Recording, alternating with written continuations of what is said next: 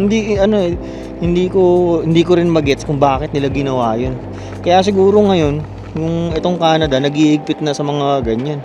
Na kung kayo, imigrante kayo, kung meron kayong mga reklamo about sa kultura ng Canada, umalis kayo, di ba? Hindi ang Canada ang mag-a-adjust sa inyo. Kayo ang mag-adjust para sa Canada. Kasi gusto niyo tumira dito sa bansa na 'to, di ba? Kaya magandang standing ng mga Pilipino sa sa Canada kasi marunong ang mga Pilipino na na mag-adapt. Marunong tayo na rumispeto sa sa kultura ng iba, 'di ba? Hindi natin ini-impose yung mga gusto natin.